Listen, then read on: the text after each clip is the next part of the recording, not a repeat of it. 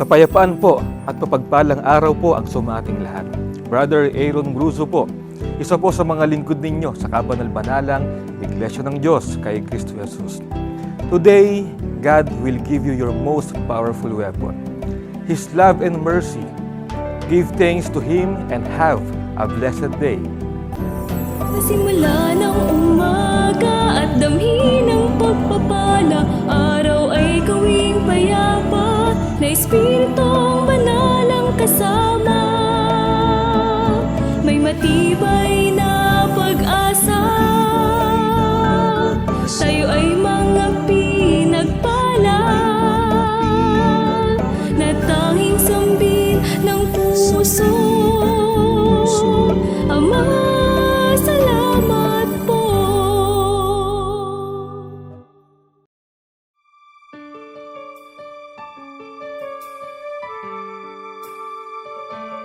A blessed day to all. Isang pinagpalang araw po ang sumainyong lahat. Ang daily reflection po natin sa araw na ito na mula sa aklat na Love Notes ay mula po sa Ephesians chapter 1 verses 7 and 8. Na ganito po ang sinasabi.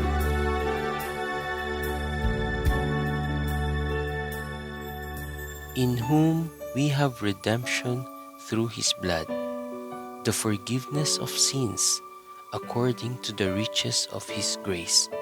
His infinite grace, yes, His infinite love, has saved us from the bondage of sin. He has resurrected us with Him from death due to our sins. We have been bought for a price, His redeeming blood. He laid down His life so that we might live. We are now alive in Christ Jesus. He lives in us, and we in Him. We must follow Christ and be His disciples. We should strive to attain the fullness of His image. Be holy as Christ is holy.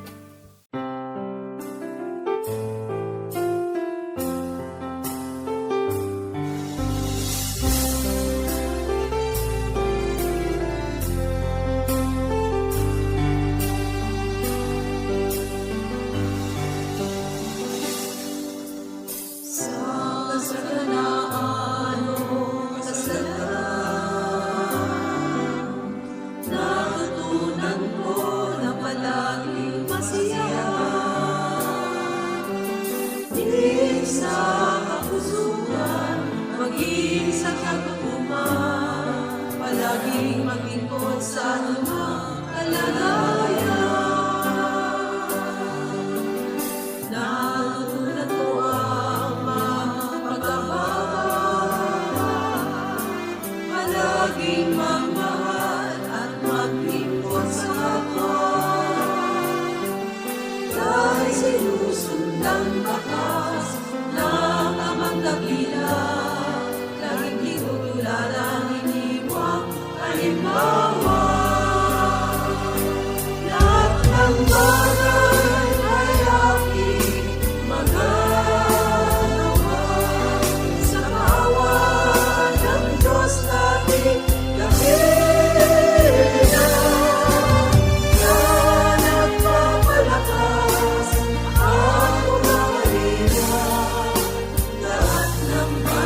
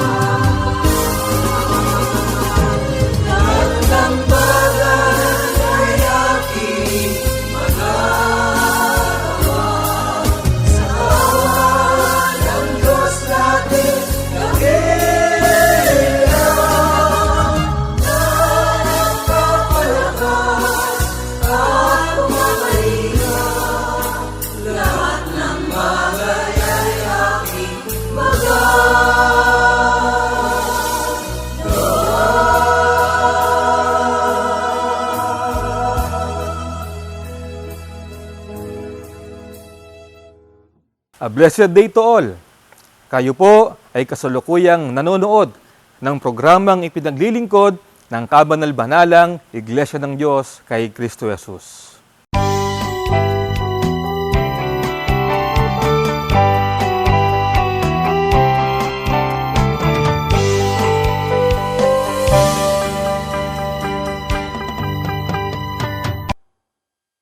Nasaan na kaya si Sister Lorraine? Sisimulan na namin yung kwento ni Propeta Elias eh. Uy, brother, Ay, siya alam lang po. Nakita niyo po ba si Sister Lorraine? Ako, brother, hindi po eh. Alam niyo po ba yung kwento ni Propeta Elias? Opo, brother, nasusubayan ko po yung mga nakaraang episode. Dalang-dala nga po sa story eh. Baka pwede po kayo muna pumalit na co-anchor ko ngayon. O sige po, pwede po sa akin yun. Ayun, sige, Ano ba? tara. Tara ba? Tara. Kapayapaan po muli ang sumating lahat. Ako po ang inyong likod, kapatid na Kairos Bernabe. Ako naman po si Brother Charles Gilbert M. de la Cruz. Ito na po tayo sa uling bahagi ng ating kwento tungkol kay Propeta Elias. Handa na po ba kayo, brother? Yes sir, brother. Sobrang ready na po. Yun. Kayo po ba? Ready na po ba mga taga-subaybay namin? Kung gayon, atin na simulan ng kwento ni Propeta Elias. Dito lamang sa Youth Worshiping God, Heroes of Faith Edition.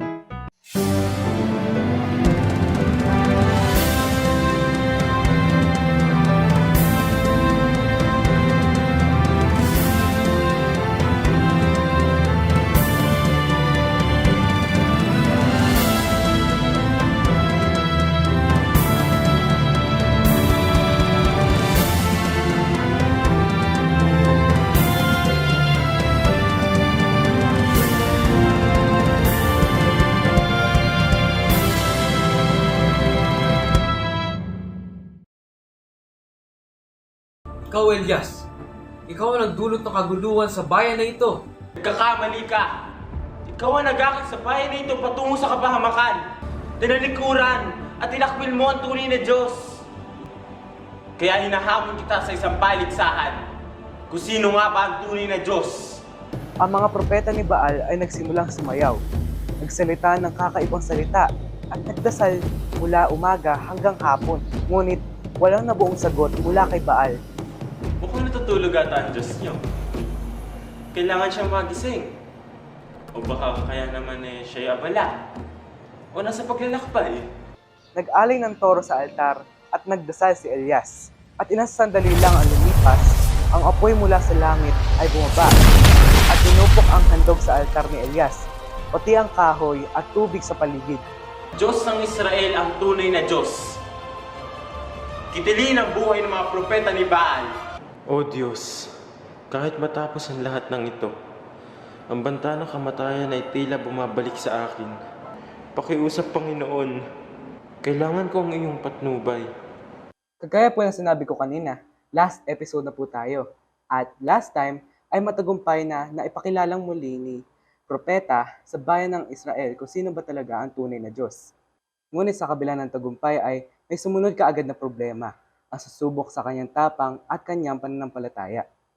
Ang huling bahagi ng kwento ay ang magbibigay ng bagong pananaw sa atin kung paano ang Diyos ay kumikilos sa panahon man ng pinakamadilim na bahagi ng ating buhay. Tiyak na magiging makabuluhan ang episode na ito, kaya huwag nating palampasin. Sama-sama nating tunghayan ang dakilang pagmamahal ng Diyos kay Propeta Elias.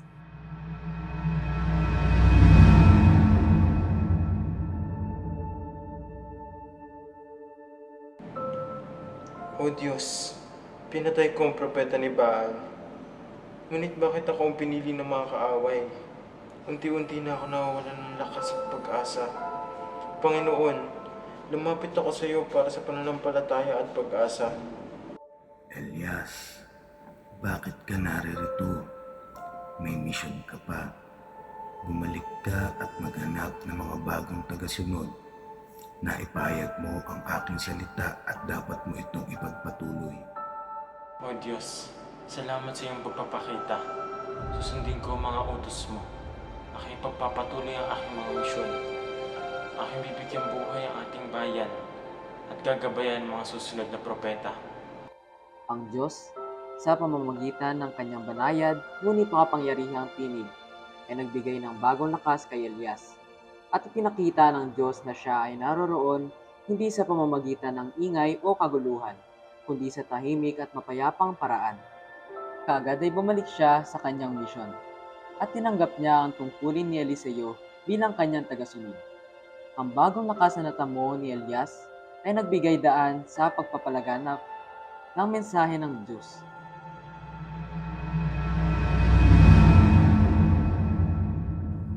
Pinagtibay ng Panginoon ang kanyang misyon. Bumalik siya sa Israel at inutusan siyang pahiran ng langis ang mga bagong lingkod ng Panginoon. Kasama dito ay ang paghahanap ng papalit kay Elias bilang bagong propeta. Ang pangamba sa panganib dulot ng banta ni Reyna Jezebel ay naglaho na, sapagkat si Jezebel ay napaslang sa kanilang kaharian, kung kaya't mas lalong naging matagumpay ang kanyang misyon.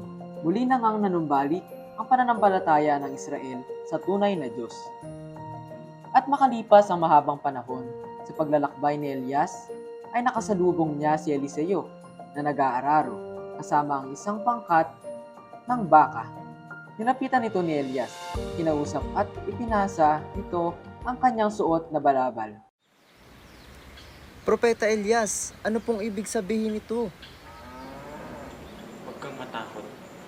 Utos sa Panginoon na pumarito ako upang hanapin ang susunod na propeta ng Diyos ng Israel. Ang balabal na iyan ay bilang tanda na ikaw ay pinili ng Diyos bilang kanyang bagong propeta. Buong pusong tinanggap ni Eliseo ang kalooban ng Diyos na maging disipulo upang maging susunod na propeta.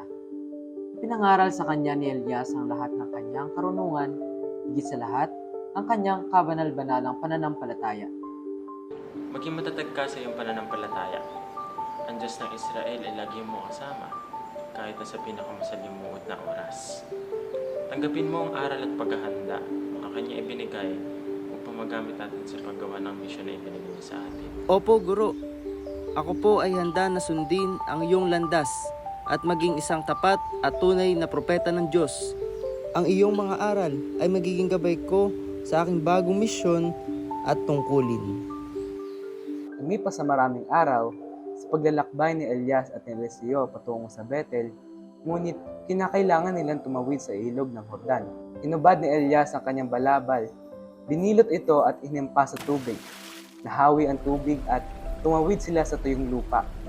Pagkatawid nila, ay sinabi ni Elias, Bago ako kunin ng Panginoon, sabihin mo sa akin kung anong gusto mong gawin ko para sa iyo. Nais kong ipamana mo sa akin ng doble ang iyong kapangyarihan. Mukhang hindi ako makatutupad sa hinihiling mo. Pero matatanggap mo ito kung makikita mo ako na kinukuha sa harap mo. Ngunit kung hindi mo ako makikita, hindi mo matatanggap ang hinihiling mo. habang ipinagpapatuloy ang paglalakbay, ay may dumating na karwaheng apoy na hinihila ng mga kabayong apoy. Dumaan ito sa gitna nila na nagpahiwalay sa kanila. At biglang dinala si Elias papuntang langit sa pamamagitan ng isang ipo-ipo. Hindi na nakitang muli ni Eliseo si Elias. Lumuhod siya at pagkatapos ay pinunit niya ang kanyang damit bilang tanda ng pagpapakita ng kalungkutan at kasiyahang tinatanggap niyang buong puso at may pananampalataya ang pagtatakda ng Diyos na may pagpatuloy niya ang mabuting layon at balakin ni Elias na maipalaganap ang mabuting balita na mula sa Diyos sa buong dako ng Israel.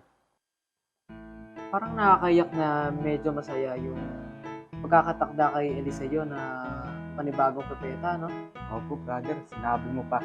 At isa pa ang part yung kinuha na ng Panginoon si Propeta Elias para muling bumalik sa langit. Talagang nakakapangilabot. Kamangha-mangha talaga ang ating Panginoon. Ito, no?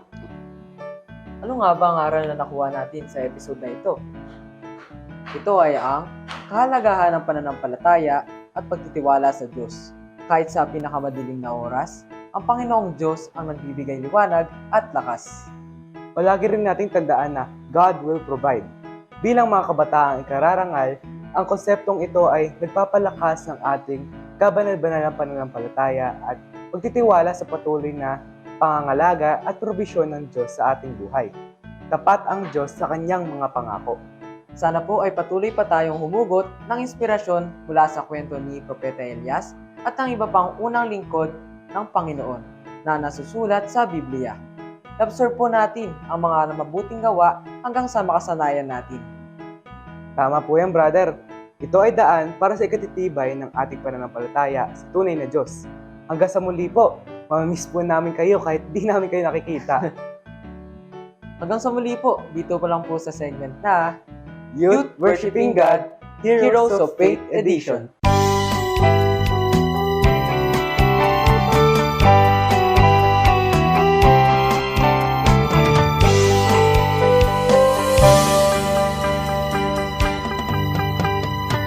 Maraming salamat po sa pagtangkilik ninyo sa ating pagtatanghal. Maraming salamat din po sa lahat ng mga kapatid na nag-share ng link ng ating pong broadcast. Sa lahat ng mga kaibigan naming tumatangkilik ng ating pong pagtatanghal. Sana po ay magkasama-sama tayong muli sa susunod ng mga araw ng pagtatanghal. Sa bahagi pong ito, inaanyayahan ko po na kayo ay sumama sa isang panalangin. Atin pong pasalamatan ang Panginoon at ipagtagubilin ang panibagong araw na ito na atin pong lalakaran. Tayo po ay manalangin. Aba, Panginoon naming Diyos, Ikaw na makapangyarihan sa lahat, na patuloy po na nagbibigay sa amin ng mga kakayahan, talento at mga karunungan upang magawa namin ang iyong mga kalooban. Ikaw rin, O Diyos, ang nagkakalob sa amin ng mga mabubuting mga pagkakataon. At sa panahon pong ito, ang mga imbensyon ng sanglibutan na nagagamit po namin sa amin pong mga pang-araw-araw na pamumuhay, lalo na po ang makabagong teknolohiya. Panginoon, amin pong hinihiling sa iyo, kami po ng mga lingkod mo na tinawag sa iyong iglesia. Tulungan mo po kami na ang anumang nilikha para po sa aming ikagiginhawa at ikabubuti ng aming mga pamumuhay, lalo na po ang technology, ang social media, kasama po nito ay ang internet na nagagamit namin sa araw-araw. Magamit po ito, Panginoon, sa tama at wastong paraan. Magamit namin ito upang lalo po naming mapalawak ang aming pananampalataya, upang lalo po kaming makapag-share ng iyong mga salita at hindi ito maging daan upang kami po ay malayo at mahiwalay ng pananampalataya sa iyo.